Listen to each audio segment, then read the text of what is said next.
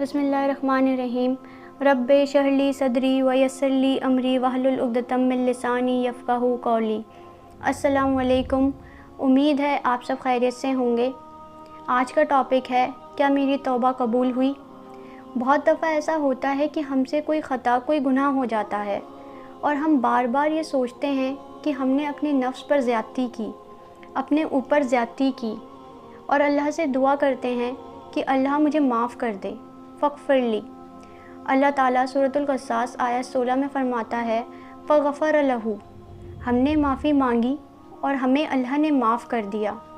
اگر ہم سچے دل سے توبہ کر لیں، معافی مانگ لیں، تو ہمارے دل میں کوئی شک کی گنجائش نہیں ہونی چاہیے کہ اللہ نے ہمیں معاف کیا بھی یا نہیں، کیونکہ اللہ غفور الرحیم ہے۔ اللہ ہی ہے جو معاف کرتا ہے اور معافی کو پسند کرتا ہے۔ اس لیے بار بار یہ سوچ کر خود کو مشکل میں نہیں ڈالنا چاہیے کہ معافی ملے گی بھی یا نہیں، کیونکہ جس طرح اللہ ہمیں معاف کر دیتا ہے اس طرح تو ہم خود کو بھی کبھی معاف نہیں کر سکتے، اور نہ کوئی دوسرا انسان ہمیں اس طرح معاف کر سکتا ہے، کیونکہ ہم میں وہ صلاحیت ہے ہی نہیں۔ اب لوگ ہماری کوئی غلطی دیکھ لیں تو مینٹلی ٹارچر کرنے لگتے ہیں کہ تمہاری غلطی، تمہارے گناہ، اللہ تمہیں کبھی معاف نہیں کرے گا، یہ تو بہت بڑا گناہ تم نے کر دیا۔ جبکہ اللہ تعالیٰ نے تو موسیٰ علیہ السلام کو فرعون کو کچھ نہیں کہنے دیا، جبکہ فرعون نعوذ باللہ خدا ہونے کا دعویٰ کرتا تھا، پھر بھی اللہ نے کہا کیا پتہ یہ توبہ کر لے، کیا پتہ اسے ہدایت مل جائے۔ اور ہم لوگ ایک دوسرے کی چھوٹی چھوٹی غلطیوں کو دیکھ کر ایسا بولتے ہیں۔ اب پتہ نہیں ان کو کہاں سے ای میل آیا ہے اللہ کی طرف سے کہ اللہ معاف نہیں کرے گا، جبکہ اللہ تعالیٰ نے تو کہہ دیا کہ اللہ معاف کر دے گا۔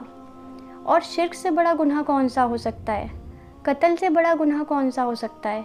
زنا سے بڑا گناہ کون سا ہو سکتا ہے؟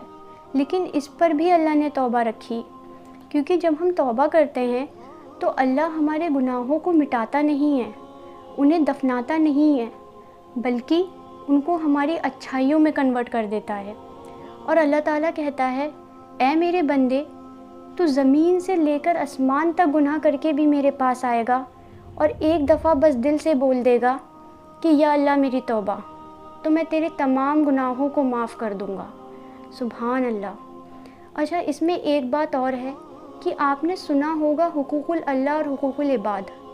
اب ہم نے اللہ کی نافرمانی کی، جو گناہ کیے، تو اس کے لیے ہم اللہ سے معافی مانگ سکتے ہیں، لیکن جب بات حقوق العباد کی آتی ہے تو پھر جو ہم سے جانے انجانے میں بندوں کے حق مر چکے ہوں، ان کو تکلیف ہوئی ہو، ان کے دل آزاری ہوئی ہو ہماری وجہ سے، اس کا کیا؟ تو اس کے لیے ہمیں اس انسان سے پہلے معافی مانگنی چاہیے جس کو ہماری وجہ سے تکلیف ہوئی ہو، کیونکہ کسی کا دل دکھا کر، کسی کو تکلیف دے کر چلے ہم یہاں بچ بھی جائیں گے، لیکن اللہ کے گھر تو ہمارا حساب ہونا ہے۔ اس لیے معافی مانگنا اور اس چیز کو فکس کرنا بہت ضروری ہے، اور پھر وہ انسان آپ کو معاف کرے یا نہ کرے یہ اس کا مسئلہ ہے، کیونکہ اس کے دل پر آپ کا کوئی کنٹرول نہیں ہے۔ لیکن ہم اپنے دل کے سکون کے لیے تو معافی مانگ سکتے ہیں، اور جب کوئی آپ سے معافی مانگنے آئے تو اس کو ضرور معاف کریں، کیونکہ معاف کر دینے سے کوئی انسان چھوٹا بڑا نہیں ہو جاتا۔ حضرت علی نے فرمایا کہ ہمیشہ سمجھوتا کرنا سیکھو، کیونکہ تھوڑا سا جھک جانا کسی رشتے کا ہمیشہ کے لیے ٹوٹ جانے سے بہتر ہے۔ اور نبی کریم صلی اللہ علیہ وسلم نے فرمایا کہ اگر جھک جانے سے تمہاری عزت گھٹ جائے تو قیامت کے دن مجھ سے لے لینا۔ سبحان اللہ۔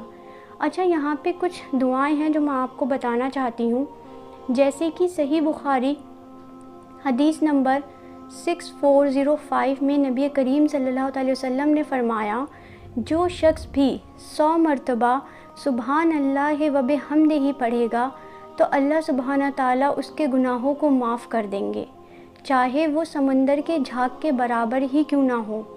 اور مختلف الفاظوں کے ساتھ ترمذی حدیث نمبر 3460 میں فرمایا جو شخص لا الہ الا اللہ واللہ اکبر و سبحان اللہ والحمد للہ ولا حول ولا قوت الا باللہ پڑھے گا تو اللہ تعالیٰ اس کے گناہوں کو مٹا دیں گے۔ اللہ تعالیٰ قرآن میں فرماتے ہیں قل یا عباد الذین اسرفوا علی انفسہم لا تقنطوا من رحمت اللہ ان اللہ یغفر الذنوب جميعا۔ مطلب، اے میرے بندو جنہوں نے اپنی ذات پر ظلم کیا، اللہ تعالیٰ کی مغفرت سے مایوس نہ ہونا، کیونکہ اللہ تو تمام گناہوں کو معاف کر سکتا ہے۔ اس لیے ہمیں اپنے غلطی کی، اپنے گناہوں کی معافی اللہ سے مانگتے رہنی چاہیے۔ اللہ تعالیٰ ہمیں توبہ کی توفیق عطا فرمائے، ہم سب کے گناہوں کو معاف فرمائے اور دنیا اور آخرت میں آسانی فرمائے۔ آمین ثم آمین یا رب العالمین۔ جزاک اللہ خیرن۔ السلام علیکم ورحمۃ اللہ وبرکاتہ۔